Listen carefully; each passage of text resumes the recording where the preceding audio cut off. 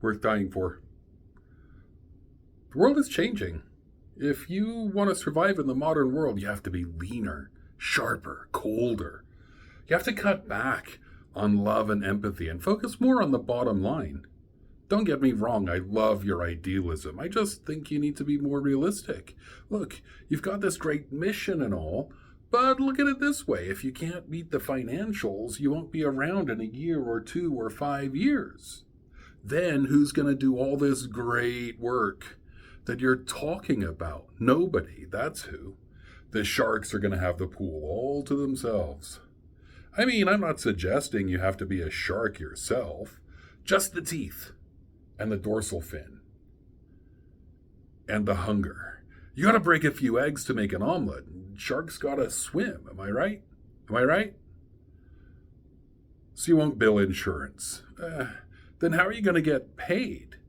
So you won't diagnose mental illness. Sure, the manual has some flaws, but if you're aware of them, you can use it wisely, right?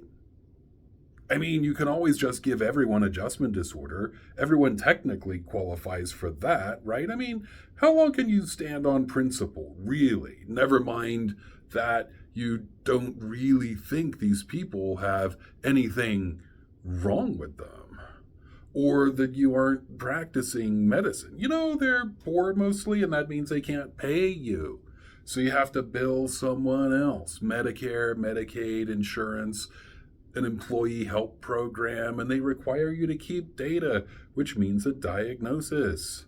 Maybe you can coach on the side, executive coaching, personal coaching, life coaching. Those guys can afford it, right? Maybe read a few tarot cards. If you can keep your doors open. Never mind. Never mind that you're called to something deeper. That honesty and authenticity are hard to place in the short-term ego-boosting world of coaching.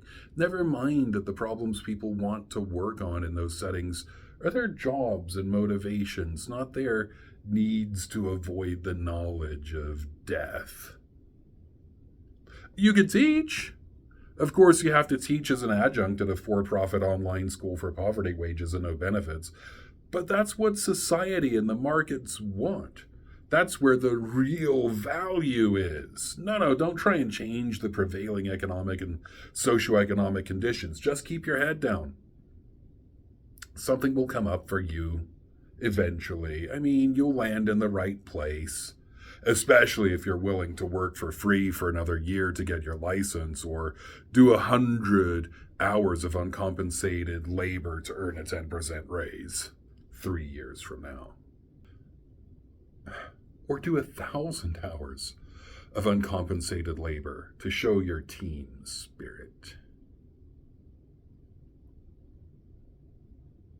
Man, I enjoyed Lord of the Rings when I was a teenager. And again, when the Peter Jackson movies came out.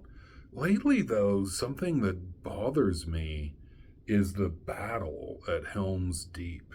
All the heroes come to fight a hopeless battle there. Vastly outnumbered and overmatched. They come because it is worth it. But they don't die. They win. In my novel, they lose. They die because it is worth it. Because the good guy loses more than she wins. Because profits win and fads win and power and hierarchies and cults of personality and dis and misinformation and balkanization win. And standing up to all these forces is worth it, even when we lose the battle. In my novel, the heroes die because that's what they came to do. To stand for something regardless of the cost. Evil cannot be defeated. Evil is us. To defeat evil is to remove ourselves from the equation, but we can confront evil, stand up to it, face it. And we can pay that cost bravely.